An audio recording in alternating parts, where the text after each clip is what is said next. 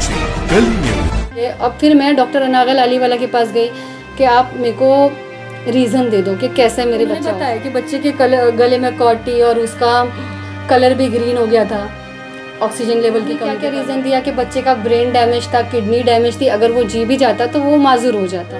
अनागल अलीवाला से कि जब मैं आई थी तो वो सिर्फ इसका आंसर दे दे मेरा बच्चा ओके था या नहीं था। ओके था तो उन्होंने ऐसा क्यों इतने बार वैक्यूम क्यों किया, उन्होंने मेरी बात क्यों नहीं मानी जब मैं उनको कह रही थी सीज़र कर दो, क्योंकि मैंने तो सुना था ना वो लोग आपस में बात करते कि बच्चे ने पॉटी कर दिया है। तो ये सब तो मैं एक नॉर्मल इंसान हूँ, जब मुझे पता है ये सब के बाद सीज़र होता है, ब्रीच पोजीशन में मेरा बेबी था, और तो उन्होंने क्यों नहीं सीज़र किया विजिट पे। तो उनको मेरी सोनोग्राफी करनी चाहिए थी कि बच्चा किस पोजीशन में है, उसके गले में कुछ कॉर्ड वगैरह तो नहीं है, या उसको डॉपलर से बराबर ऑक्सीजन वगैरह पास हो रहा है या नहीं। उन्होंने मेरी कोई कैप्सूल की मीन्स पैकेट ऐसा डस्टबिन में डाले थे, उन्होंने पेन इंड्यूस कर दिया था बिना बताया। नहीं, ना मेरे हस्बैंड को बताया ना मेरे को बताया। उनकी एक इंटर्न थी, अब उसकी क्या क्वालिफिकेशन थी मुझे पता नहीं, बट उसने मुझे चेक किया और उसके हाथ से वाटर ब्रेक हो गया। जो इंटर्न्स थे कि बच्चे ने पॉटी किया है करके, कि वाटर भी ब्रेक होकर 1 घंटा हो गया है एंड पॉटी भी किया है, और मेरे को दर्द भी सहन नहीं हो रहा। तो मैंने उनको बोला हाथ जोड़ के कि प्लीज़ मेरे को सीज़र कर दो, बट उन्होंने मुझे बोला कि मेलोड्रामा मत करो। बस कही थी, उन्होंने सीज़र के लिए नहीं लिया, और उनके हस्बैंड आए तो उन्होंने मेरे को सीज़र के लिए ले लिया। बताया 2nd 3rd डे उनकी भी रिकॉर्डिंग मेरे पास है कि बच्चे के गले में ना कॉर्ड थी और बच्चा पॉटी भी किया था। जब से ये मेरा इन्होंने ऑपरेशन और नॉर्मल डिलीवरी दोनों किया है, मतलब नीचे भी इंजर्ड किया है और ऊपर से सीज़र करके बच्चा लास्ट में निकाला है। तो उसके बाद से जब से मैं घर आई हूँ तो मेरा राइट लेग में सेंसेशन नहीं है। तो उन्होंने बोला ना, मतलब पैसे आपको क्या 3-4 लाख रुपए चाहिए, आप ले लो और मैटर क्लोज कर दो। 31 साल की माँ अपने मरे बच्चे के लिए इंसाफ लेने के लिए निकल रही है, पुलिस स्टेशन भाग रही है, गायनेकोलॉजिस्ट के भाग रही है, सिर्फ एक सवाल कि मेरा बच्चा को क्या हुआ था। बात करते हैं, हमारे साथ नाजिया सगीर हैं, 31 साल की ये है, नूर हॉस्पिटल में इनका डिलीवरी हुआ था। इनकी डॉक्टर है अनागा लालीवाला। बात करते हैं इनसे कि क्या हुआ था।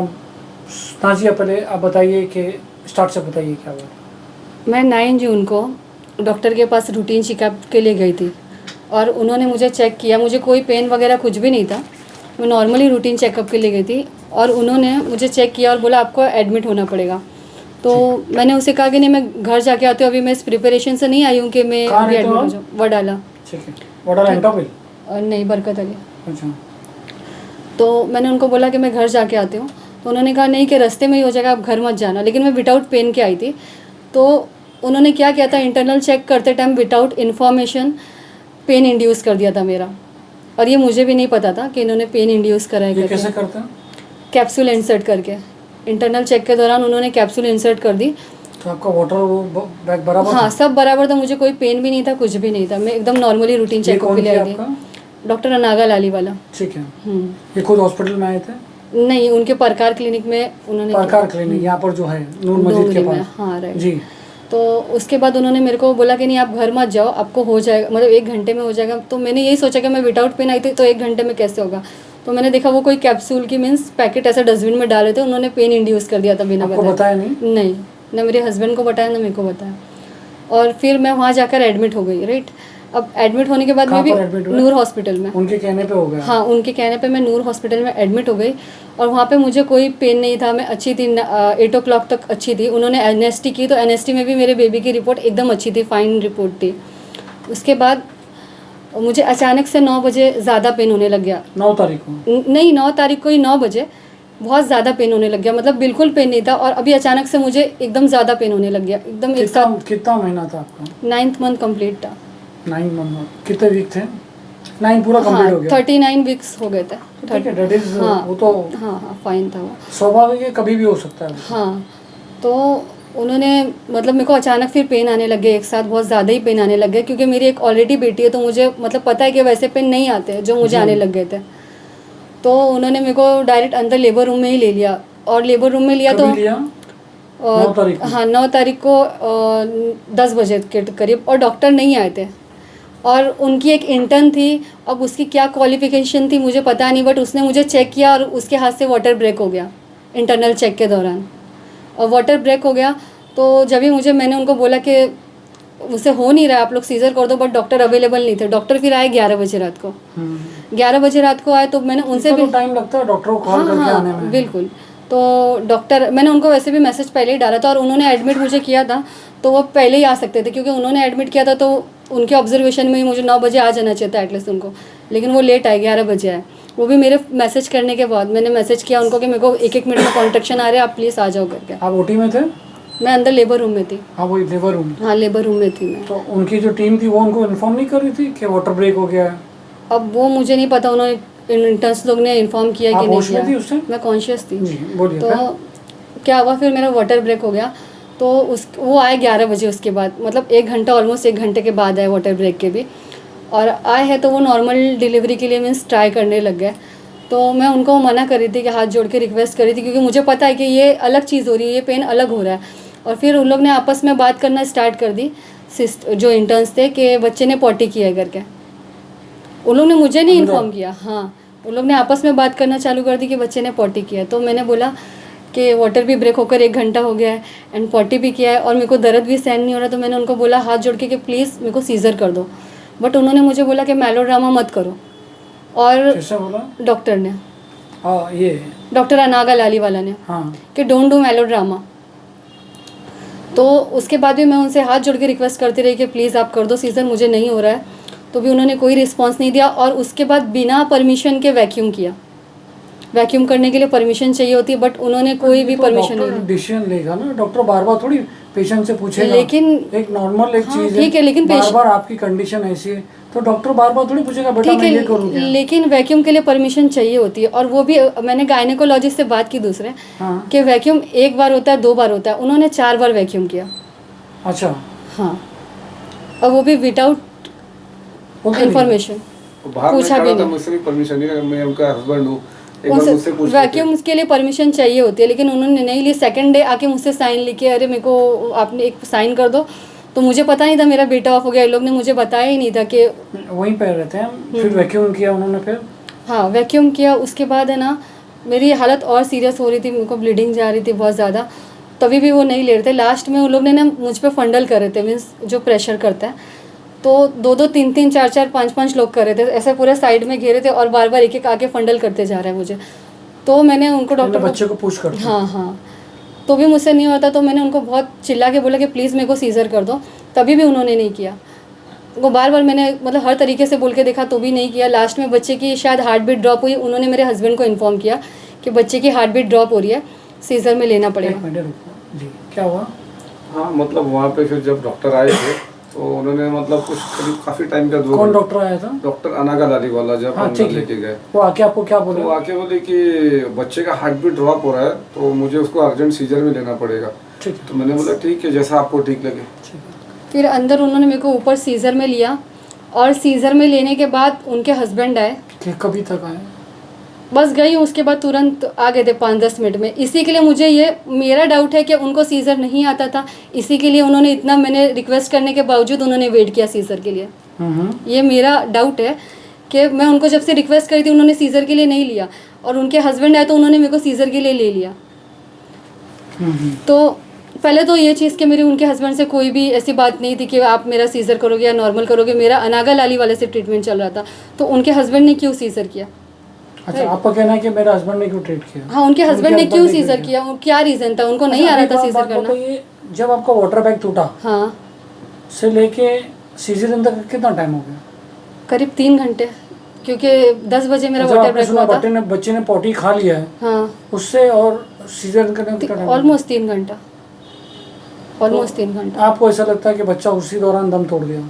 हाँ, या तो दम तोड़ दिया, नहीं तो वो एकदम पंक्चर हो गया, एकदम डैमेज हो गया। अगर दम नहीं भी तोड़ा होगा तो एकदम डैमेज हो चुका होगा, क्योंकि जब मैं वो तो बच्चे की हार्ट बीट भी दिखाते हैं ना उधर। मेरा यही कहना है कि पूरे आता है ना एनएसटी। मेरा यही कहना है कि मैंने काफ़ी रिसर्च किया इस चीज़ के ऊपर कि एनएसटी बेल्ट लगी होती है ना, तो अगर बच्चे की हार्ट बीट ड्रॉप हो तो 3 मिनट के अंदर सीज़र में लेना पड़ता है। तो उन्होंने इतना टाइम क्यों वेस्ट किया? अगर हार्ट बीट ड्रॉप हो गई थी तो आपको मेरे को तुरंत सीज़र में लेना चाहिए था, इतना देर वेट नहीं करना चाहिए था। और उसके बाद जब मुझे ऊपर लेके गए सीजरियन में, तो उन्होंने बेबी निकाला। तो उनका काम है, गवर्नमेंट हॉस्पिटल में भी दिखाया जाता है कि आपको लड़का हुआ है लड़की हुई है, फेस दिखाया जाता है।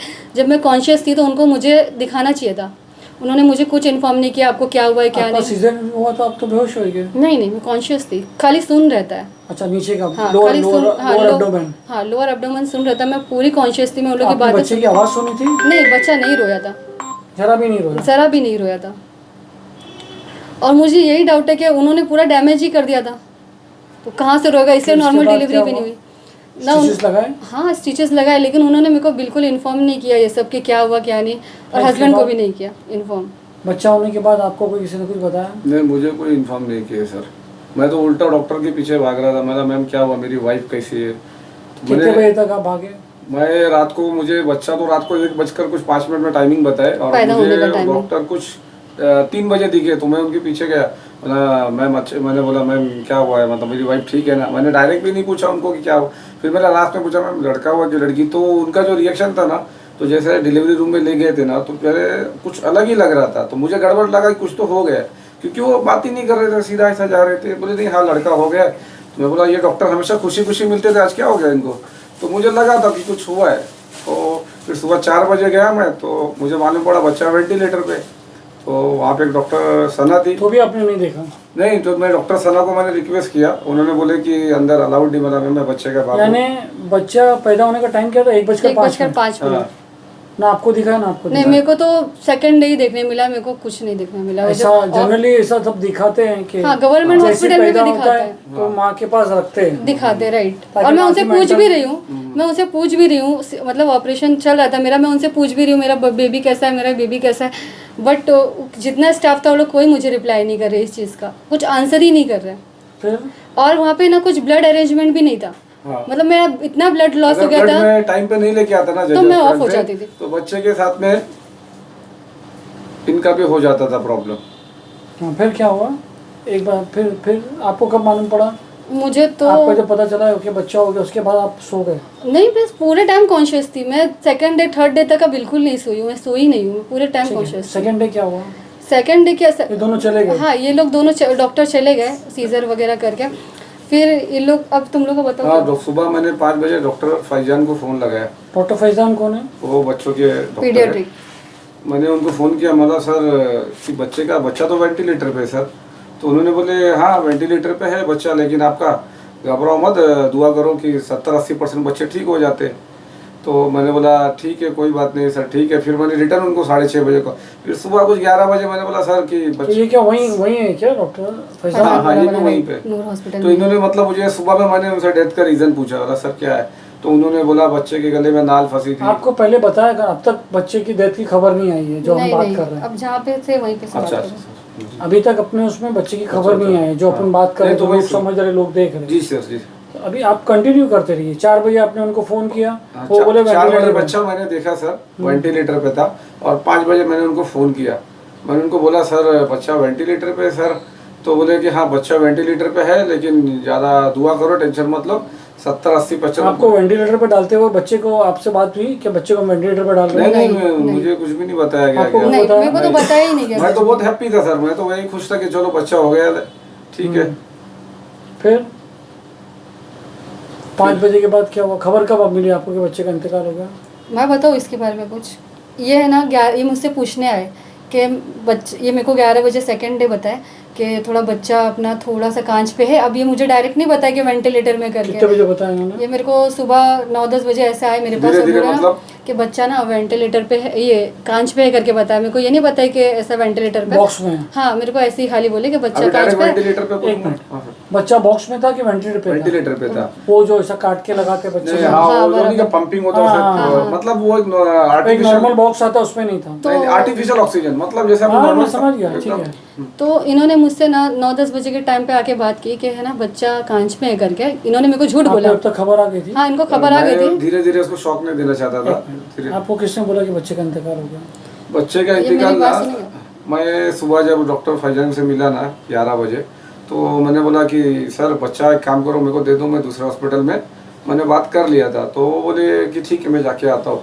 तो 5-10 मिनट में आए तो बोले देखो बात ऐसी ना, बच्चा बहुत ज़्यादा जिएगा तो 1 घंटा। तो मैं बोला सर ऐसा मत बोलो, 1 घंटे में मैं यहाँ हॉस्पिटल का अरेंजमेंट करने लगा। तो 12:30 बजे मुझे नीचे से कॉल आया 3rd फ्लोर से कि ज़रा आपको बुलाया है ICU में। तो वहाँ गए तो वहाँ पे थे, बोले कि आपके बच्चे की डेथ हो गई। तो मुझे डॉक्टर मौका फैजान नहीं है। मौजूद थे? डॉक्टर फैजान तो नहीं थे बच्चे के पास, वो रात को सिर्फ वो एक बार आए, बच्चे को देखे और चले गए। उनकी जूनियर थी डॉक्टर सना, वो क्या है। बोलिए? अभी मेरा बोलना यह है कि मुझे आए और मुझे बोले 9-10 बजे के करीब कि बच्चा थोड़ा कांच पे, मतलब डायरेक्ट शॉक नहीं देना चाह रहे थे, इसलिए मुझे बोले। और बोले मेरे को ये हॉस्पिटल पे ट्रस्ट नहीं है, मैं इसको स्पर्श लेके जाता हूँ जो लोअर परेल में है, राइट। तो मैंने बोले ठीक है, इसको मैं बेड पर हूँ, आपको जो ठीक लगता है आप वो अपने हिसाब से डिसीजन ले लो। तो ये गए डॉक्टर फैजान बोरावाला के पास बच्चा मांगने कि आप मेरे को दे दो, मैं इसको कहीं और ले जाऊँगा। जब मांगने गए हैं तब वो डॉक्टर बोलते हैं कि 1 घंटे का टाइम है।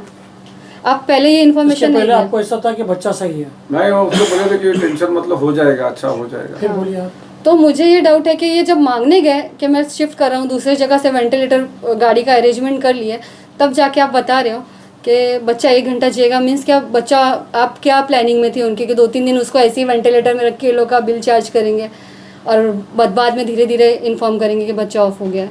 ये मेरे को डाउट है कि बच्चा कुछ पहले ही हो गया था ऑफ, लेकिन ये लोग ये चाहते थे कि रात को कुछ सीन ना क्रिएट हो, इसके लिए इन्होंने सुबह 11 बजे इन्फॉर्म किया, जब वो भी ये मांगने गए हैं तब। डेथ सर्टिफिकेट में टाइम ऑफ डेथ क्या लिखा हुआ है? 12:25 ऐसा कुछ लिखा हुआ है दोपहर दोपहर का। की? हाँ और आपको खबर कब दी थी? मुझे भी वही कुछ 12:30 के आसपास इन्फॉर्म कर दिया था। हाँ, और 11 बजे ये आप तो बच्चे बोले मंग कि गए। जल्दी पता है ना, 10 बजे इनको अपने को खबर कर नहीं, दी। नहीं मैं 10 मतलब बजे ये खाली पूछने आए थे कि कांच में बताया कर नहीं कि बच्चा वेंटिलेटर में, बोला शॉक में आ जाएगी। तो बच्चा आपको ऐसा था कि जिंदा है? हाँ हाँ हाँ, जैसे ठीक है, फिर? तो वही मैं बोल रही हूँ कि बच्चा, मुझे लगता है ना कि रात को ही उसका कुछ सीन खराब हो गया था, लेकिन उन लोग ने नहीं बताया ताकि रात को कुछ हंगामा नहीं हो ये सब करके। अगर बच्चा इतना सीरियस था तो उनको सुबह बोलना चाहिए था ना फ़ोन पे कि बच्चा एकदम ज़्यादा सीरियस उनको है। तो बताना चाहिए था। नहीं, उन्होंने इतना, वेंटिलेटर पर था। और डेथ के बाद रीजन बताया सर उन्होंने। हाँ क्या क्या बताया reason? बाद में सेकंड डे ही मैंने डिस्चार्ज ले लिया। मैं इतनी डैमेज हालत में थी, लेकिन जब इन्होंने बताया धीरे धीरे करके 3-3:30 बजे के टाइम मेरी सिस्टर इन लॉ आई, सब पूरी फैमिली आई, तब इन्होंने मुझे बताया, सबने बताया कि बच्चा एक्चुअली ऑफ हो गया है करके। तो मैंने सेकंड डे ही डिस्चार्ज ले लिया कि मेरे को आप डिस्चार्ज दे दो। मैंने तो- डिस्चार्ज वो दिए थे ना। हाँ, सेकंड डे मतलब वो मेरे को डिस्चार्ज दे दिया। तो मैं जा रही थी नीचे, तो मैंने बोला कि मेरे को जाने से पहले फैज़ान बोरावाला से बात करनी है। आपने बोला? हाँ, मैंने बोला मेरे हस्बैंड को कि मेरे को यहाँ से जाने से पहले ना डॉक्टर फैज़ान बोरावाला से बात करनी है। और मैंने रिकॉर्डिंग ऑन रखी थी, राइट। तो मैंने उनसे बात की, उन्होंने क्या क्या रीज़न दिया कि बच्चे का ब्रेन डैमेज था, किडनी डैमेज थी, अगर वो जी भी जाता तो वो माजूर हो जाता। उन्होंने मुझे ऐसा बोला। तो मैंने उनको पूछा कि मेरा बच्चा क्या पहले से ही डैमेज था? तो बोले नहीं, आपकी मैंने रिपोर्ट देखा हूँ, बच्चा हेल्दी था। ये उनकी रिकॉर्डिंग में है जो मैं आपको भेजूंगी हाँ। कि बच्चा हेल्दी था। अगर ये नॉर्मल का इतने देर ट्रायल नहीं लेते आपका, और आपको जैसे ही आए थे आपका जो सीज़र वाला मैटर था, इन्होंने सोनोग्राफी भी नहीं की आपकी, अगर ये सोनोग्राफी करते और आपका डायरेक्ट सीज़र कर देते तो बच्चा हेल्दी होता अच्छा सेफ रहता। और बच्चा भी सेफ रहता। फिर क्या हुआ? तो वही उन्होंने वो सब मुझे रीज़न दिया कि बच्चे का ब्रेन डैमेज था ये। अब फिर मैं डॉक्टर अनागल अलीवाला के पास गई कि आप मेरे को रीज़न दे दो कि कैसे मेरे बच्चा ऑफ हुआ।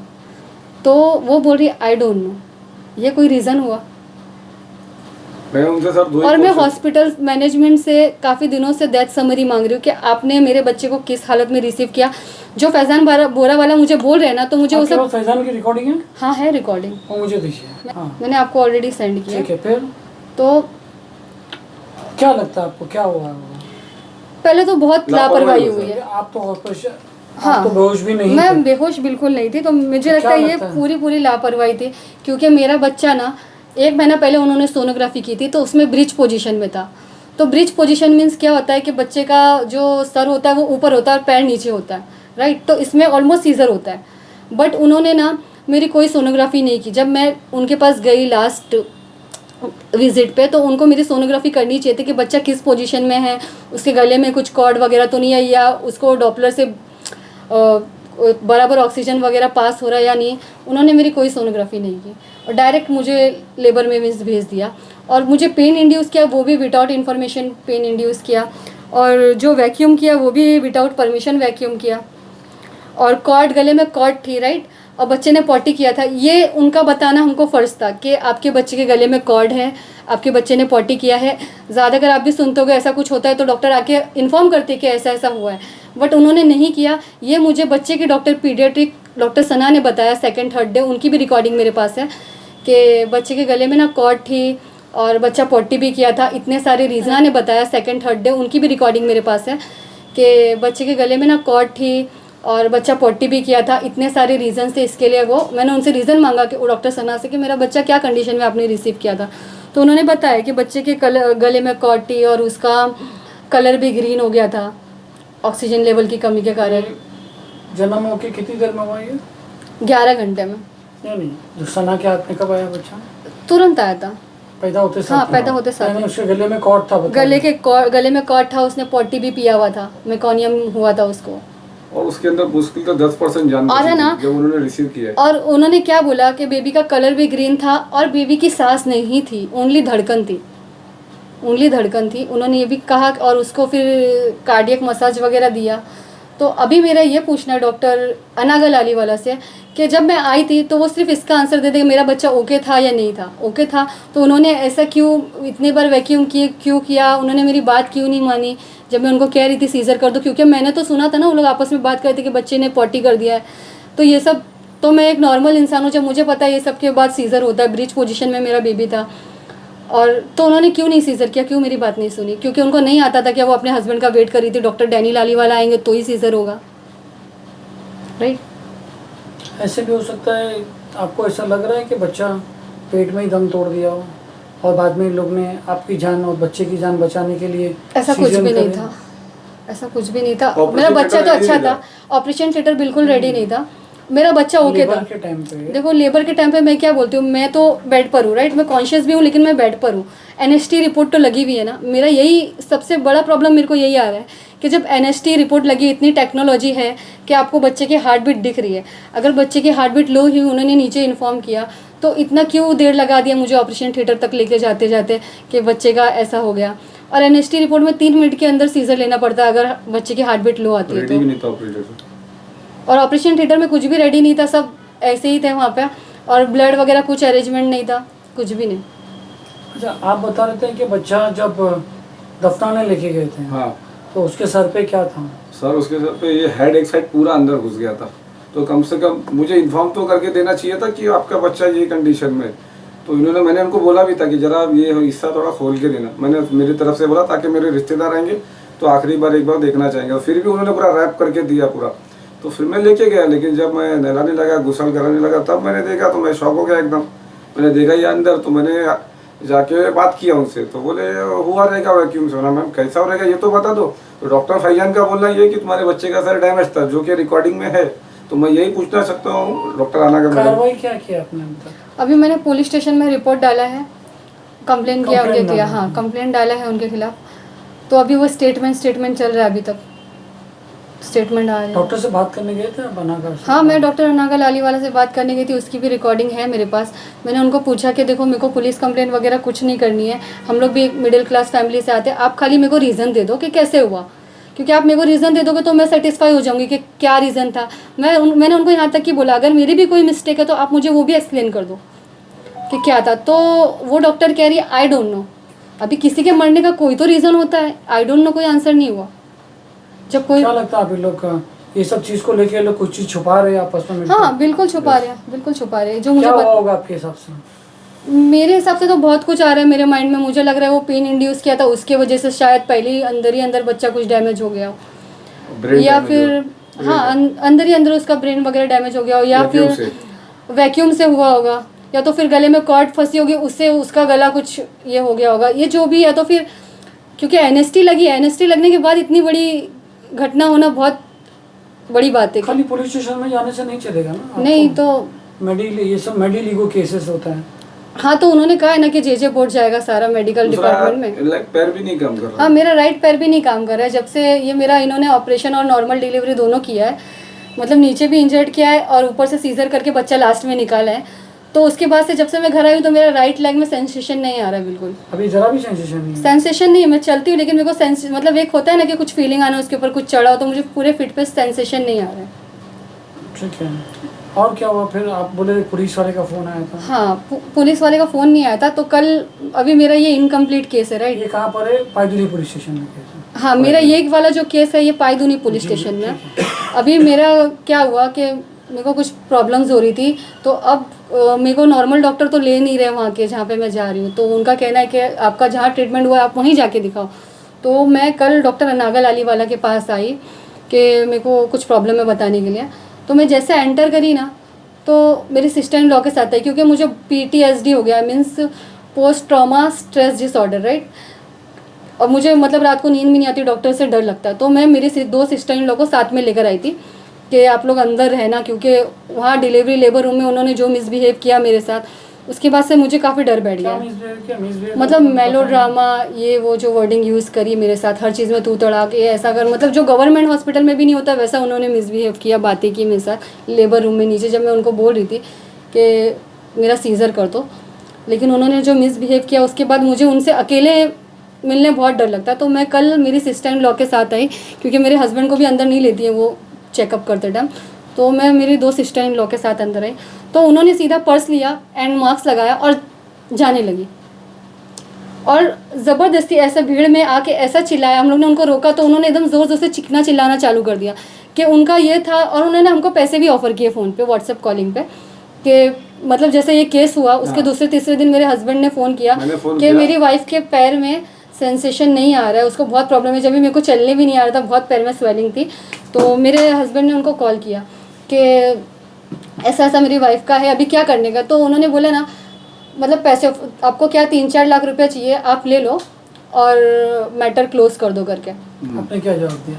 मैंने बोला नहीं, मैं बच्चों का सौदा नहीं करता, मुझे सिर्फ ये बताओ, 2 रीज़न बताओ, बच्चे के डेथ का, दूसरा मेरी जो वाइफ का हेल्थ का, इसका आगे चल के फ्यूचर में क्या होगा। मतलब बच्चा तो गया, अभी मेरे पास वाइफ बची है जो कि धीरे धीरे मतलब ऑपरेशन तो आप नहीं किए थे। तो सच बात बोल रहे हैं? हाँ, सच बात बता रहा हूँ सर। फिर तो उन्होंने पैसे ऑफर किए, मतलब ताकि ये था कि उनका आप कुछ करो मत केस में। क्या हुआ जब वो मास्क पहन के चले गए?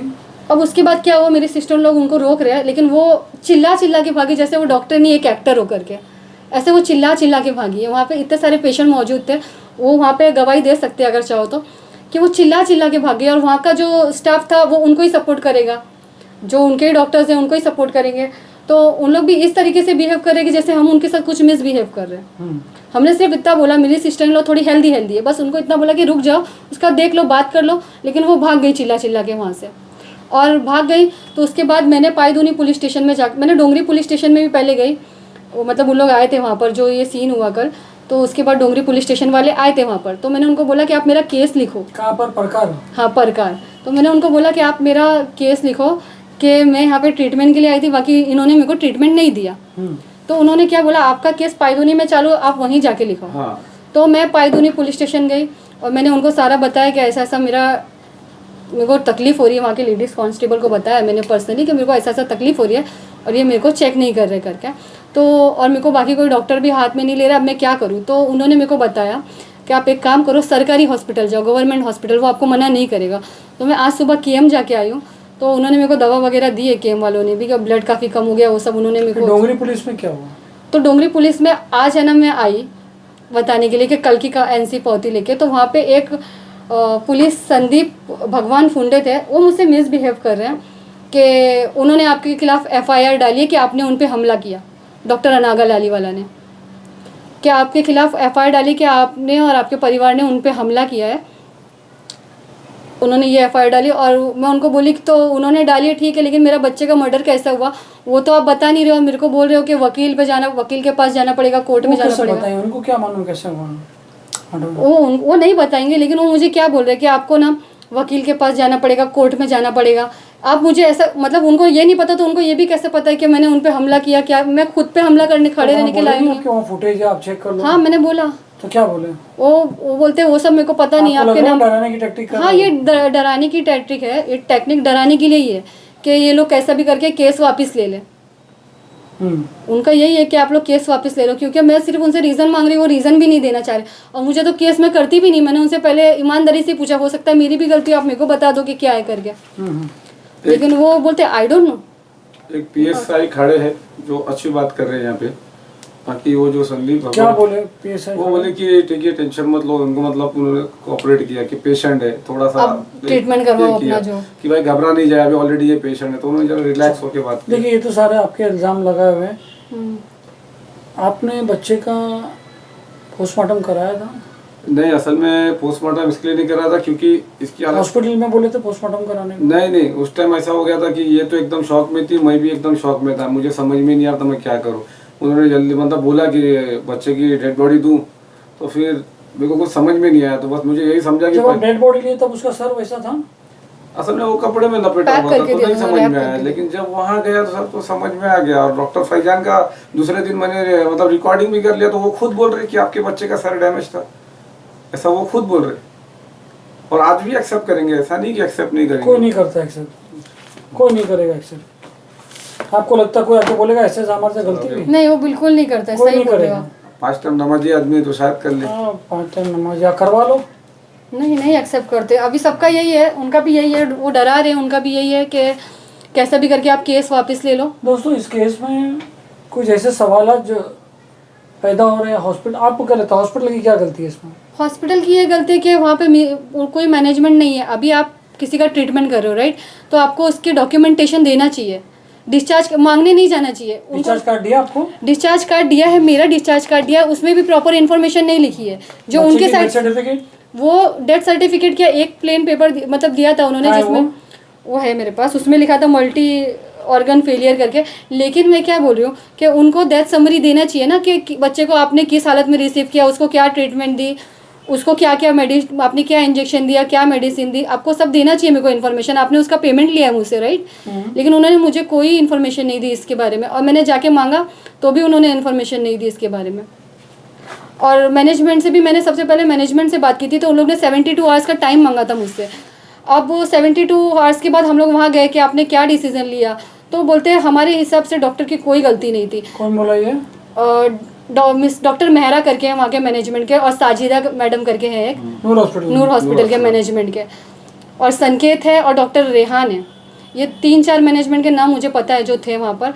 तो उन्होंने बोला कि डॉक्टर की कोई गलती नहीं थी। तो मैंने उनको पूछा कि आप किस बेस पे बोल रहे हो डॉक्टर की कोई गलती नहीं थी? रिपोर्ट दे। हाँ, तो वो वोल्टेशन बनाए गए हैं ना, वो उन्होंने अपने हिसाब से बनाए, नूर हॉस्पिटल वालों ने, मतलब जो वैक्यूम किया। उनका कहना था जो डॉक्यूमेंट में सब सही लिखा हुआ। हाँ, क्योंकि वो डॉक्यूमेंटेशन उन्होंने, कोई भी डॉक्टर पढ़े या मेडिकल पढ़े वो तो बोलेगा सब सही था।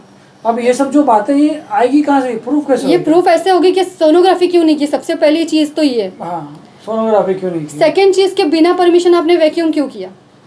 थर्ड चीज़ ये कि बच्चे के गले में कॉर्ड थी, बच्चे ने पॉटी किया था, तो आपने ये भी चीज़ हमको इन्फॉर्म क्यों नहीं की? मतलब एक चीज़ है कि मैं किसी मतलब मेरे हस्बैंड को या मुझे बताना ज़रूरी है, बिल्कुल ज़रूरी है। आप पेमेंट ले रहे हो उस चीज़ का, हम लोग गवर्नमेंट हॉस्पिटल में नहीं है, तभी भी आप मुझसे क्यों नहीं बता रहे हो कि ये सब ऐसा है ऐसा है? हर चीज़ में आपको मुझसे कंसल्ट करना चाहिए कि ऐसा है करके। जी, तो दोस्तों देखिए ये केस है, इस केस में बहुत सारे सवाल खड़े होते हैं, मगर क्योंकि इन्होंने बच्चे का उस टाइम जो है पोस्टमार्टम नहीं कराया, तो कॉज ऑफ डेथ जो बता रहे हैं, जो ये इनका आरोप है, हाँ, ये उन्होंने कॉज ऑफ डेथ भी नहीं दे रहे। वो कॉज ऑफ डेथ जो मल्टी ऑर्गन फेल से वो क्यों हुए, ये तो कोई एक्सपर्ट ही बता सकता है। और रही बात हॉस्पिटल के जो ऑपरेशन थिएटर के अंदर, अगर ये पेशेंट बेहोश रहती तो शायद ये सब बातें भी बाहर नहीं आती कि क्या हुआ नहीं। ये होश में थे ये, तो इनको पता चला कि बच्चे ने पॉटी खा लिया है, बच्चे ने ये हो गया, सब चीज़ को मालूम था, इनको मालूम पड़ गया, तो इस वजह से ये औरत फाइट कर रही है। मैटर बहुत लंबा चलने वाला, क्या आप एंड तक पीछे पड़े रहोगे कि बीच में नहीं, छोड़ दोगे? मैं बिल्कुल एंड तक पीछे पड़े रहूँगी, बिल्कुल एंड तक, क्योंकि मेरे को 10 ईयर्स के बाद ये बेबी हुआ था। हॉस्पिटल को भी इस बात का जवाब देना पड़ेगा, और कहीं ना कहीं डॉक्टर जो ये नाम है डॉक्टर अनागा लालीवाला, इनको भी जो है बहुत सारे सवालों के जो जवाब देना पड़ेंगे। अब मेडिको लीगल में इन्होंने डाला, आप हमारी लीगल हेल्प ले सकते हो, हम आपको हेल्प करेंगे पूरा ड्राफ्ट करने के लिए, लीगल हेल्प करने के लिए। तो कहीं ना कहीं नूर हॉस्पिटल की भी जिम्मेदारी बनती है कि अगर कहीं कोई लापरवाही होवे तो वो एक चीज़ सामने लाए, और अगर नहीं होवे तो उसकी रिपोर्ट दे। बहुत सारे सवाल का जवाब देना है, डॉक्टर्स को देना है, हॉस्पिटल्स को देना है कि पोस्टमार्टम के लिए क्यों नहीं भेजा गया बच्चे को। सर एक मिनट, वैक्यूम ये कह रहे हैं कि वैक्यूम की परमिशन क्यों नहीं, मगर मैडम वैक्यूम की परमिशन लगती है, लेना पड़ता है। और वेंटिलेटर एक पर से डाला गया, नहीं बताया, बच्चे के गले में कॉर्ड फंसा हुआ, जैसे फैजान के पास वो बच्चा आया तो बताया गया था कॉर्ड फंसा, तो कहीं ना कहीं ब्रेन डैमेज था, वो बता रहे थे डॉक्टर फैजान। ब्रेन डैमेज है या वैक्यूम किया गया, क्या वैक्यूम की वजह से ब्रेन डैमेज भी है या किस वजह से ब्रेन डैमेज हुआ, आई डोंट ये नो। और मेन चीज़ कैसा है कि उन्होंने जो मेरा डॉक्यूमेंटेशन दिया है डिस्चार्ज का, उन्होंने ये भी नहीं मेंशन किया कि वैक्यूम किया है। मतलब जब आप डिस्चार्ज कर रहे हो, आपको टोटली A to Z चीज़ें डिटेल्स में लिखनी चाहिए। निकालना चाहिए था बच्चे के सर का। नहीं, ऐसा सब जन बोले कि बच्चा लेकिन इंतकाल वो हो चीज़ गया। तो अगर फैजान जिंदा बोरा होता वाला तो दिखाता था सर सबको। अगर जो ब्रेन डैमेज वाली बात है वो तो आप फैजान भोरा वाला के मुंह से ही सुन लो, वो खुद एक्सेप्ट कर रहे हैं कि ब्रेन डैमेज था, किडनी थर्ड डैमेज फ्लोर थी। पे जब ये बाहर आई ना तो इसकी हालत खराब थी, तो मैं मतलब गया वहाँ पे, तो मैंने बोला कि क्या हो गया, सब ठीक है ना। तो दोस्तों देखिए ये एक एक मिनट, मेरा मेन बोलना ये है कि मेरी जो डॉक्यूमेंटेशन डिस्चार्ज कार्ड है उसमें एक एक चीज़ मेंशन की करनी चाहिए उनको, तो उन्होंने इसमें ये भी नहीं मेंशन किया है कि बच्चा वैक्यूम, मतलब हम लोग ने वैक्यूम किया, मतलब उन्होंने सब अपनी पॉजिटिव साइड लिखी है। जो डिस्चार्ज पेपर है उसमें उन्होंने सिर्फ अपनी पॉजिटिव साइड लिखी है और कुछ भी नहीं लिखा है। और बच्चे की जो फाइल दी है वो ब्लैंक फाइल दी है। बच्चे की ये फाइल का है, ये बच्चे की नीचे वाली फाइल, ये इसका पेमेंट लिया बट ये फाइल ब्लैंक है। ये फाइल इन्होंने दिया है, खाली इसके अंदर कोई पेपर नहीं है, कुछ भी नहीं है, कुछ भी पेपर नहीं। निकाल लिया होगा। नहीं, तो मैंने उनको पूछा तो बोले नहीं इसमें कुछ पेपर नहीं आएगा, तो मैंने उनको बोला मेरे को डेथ समरी दो। तो दोस्तों कहीं ना कहीं इस केस में बहुत इन्वेस्टिगेशन की ज़रूरत है, और कोई लोग जो हमारे व्यूवर्स हैं अगर इनको मदद करना चाहते हैं इस केस में तो हमें कांटेक्ट कर सकते हैं और इनको भी कांटेक्ट कर सकते हैं। सलीम शेख, गली न्यूज़।